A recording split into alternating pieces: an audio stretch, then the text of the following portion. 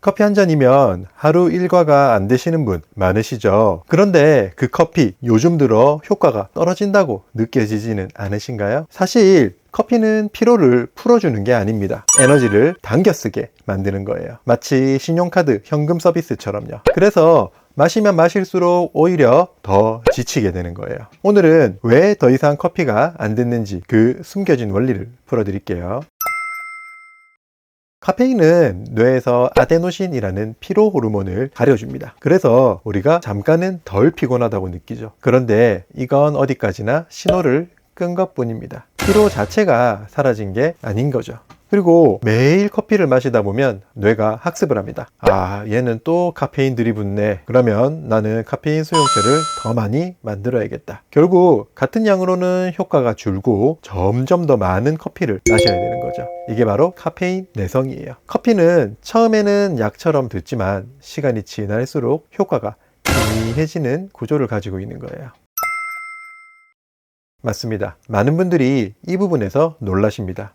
여러분, 우리 몸에 피로하면은 어떤 내장이 제일 먼저 생각나시나요? 우리는 광고 때문에 보통 간을 말씀하시는데요. 사실 우리 몸의 피로와 가장 밀접하게 관련이 있는 장기는 부신입니다. 부신은 우리 신장 위에 달려있는 조그만한 기관인데요. 여기서 우리 몸에 필요한 여러 가지 호르몬을 분비하게 됩니다. 특히 커피는 마시게 되면 이 부신에서 아드레날린과 코르티솔 같은 스트레스 호르몬을 억지로 끌어냅니다. 그래서 처음에는 와, 힘이 난다 하고 느낄 수 있는 거죠. 그런데 이게 반복되면 문제가 생깁니다. 마치 샘물을 하루에 몇 번씩 계속 퍼올리면 말라버리듯이 부신도 쥐어짜다 보면은 점점 고갈되며 더 이상 호르몬을 제대로 내놓지 못하게 됩니다. 이 상태가 우리가 흔히 말하는 부진피로 상태입니다. 그래서 커피를 마셨는데도 전혀 힘이 안 나고 오히려 더 축 처지는 느낌이 오는 거예요. 그러니까 커피가 에너지를 채워주는 게 아니라 남아있는 마지막 한 방울의 에너지까지 끌어쓰게 만드는 거죠.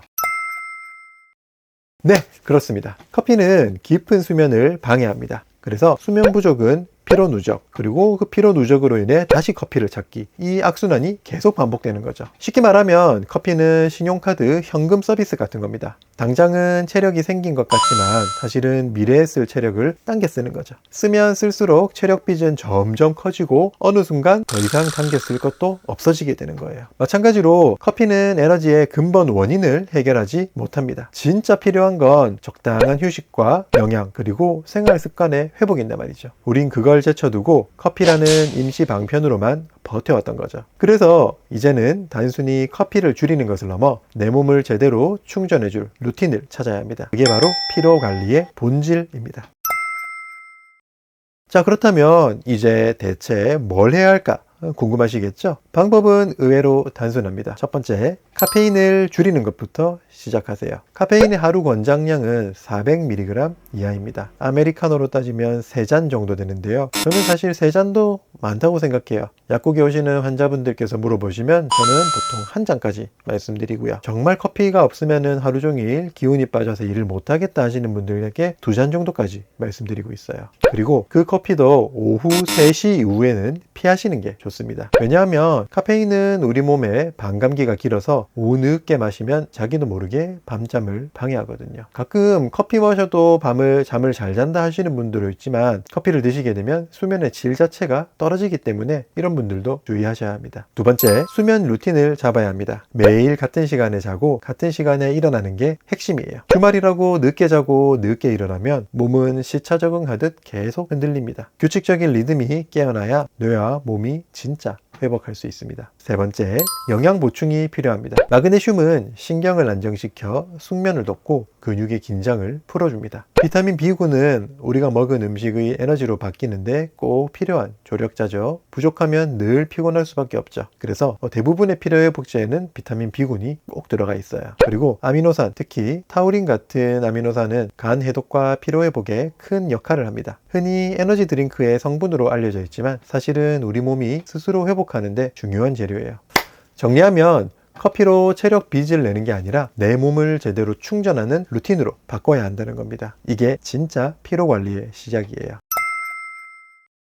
물론 생활 습관만 바꿔도 피로가 나아지는 경우는 많습니다. 카페인을 줄이고 수면 루틴을 지키고 영양을 챙기면 분명 변화가 옵니다. 그런데 문제는 피로가 오래 쌓여 있거나 커피가 없으면 하루가 안 돌아간다 하는 분들이에요. 이게 단순한 생활 습관의 문제가 아니라 몸이 이미 신호를 보내고 있는 상태일 수 있어요. 이럴 때는 전문가 상담이 필요하게 됩니다. 특히 영양제는 뭐 하나만 딱 먹으면 된다 식으로는 잘 안 맞죠. 마그네슘이 부족한 분, 비타민 B군이 필요한 분, 간 해독이 약한 분, 사람마다 원인이 다르기 때문에 그냥 유행하는 제품 하나 사 먹는다고 해결이 안 돼요. 친구가 같은 증상으로 먹고 회복이 되었다고 해서 나도 회복이 된다고 볼 수는 없는 거죠. 그래서 맞춤 상담이 훨씬 효과적입니다. 약사가 직접 상담하고 내 생활 습관과 건강 상태를 보고 필요한 영양소를 조합해 주는 거죠. 거기에 더해 2주, 4주 단위로 경과를 확인하면서 루틴을 조절하면 단순히 좋아진 것 같다라는 게 아니라 체계적으로 피로가 회복되는 경험을 할 수 있습니다. 결국 상담은 비용이 아니라 내 몸에 맞는 루틴을 찾기 위한 투자라고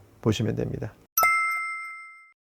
정리해보면 커피가 예전처럼 안 듣는 건 단순한 기분 탓이 아니라고 했죠. 카페인 내성, 부신 피로, 수면의 질 저하, 몸이 보내는 경고 신호일 수 있어요. 오늘 말씀드린 루틴 작은 것부터 하나씩 바꿔보세요. 여러분의 피로 반드시 회복될 수 있습니다. 커피 대신 진짜 내 몸을 살리는 루틴으로 바꾸어가는 여정, 저 루틴 약사가 끝까지 함께 하겠습니다. 오늘 영상이 도움되셨다면 구독과 좋아요, 저에게 큰 힘이 됩니다. 만약 나도 상담이 필요하다고 느끼신 분들은 고정 댓글을 꼭 확인해 주세요. 여러분께 맞는 맞춤 루틴을 찾는 데 도움드리겠습니다. 오늘도 건강한 하루 되세요. 감사합니다.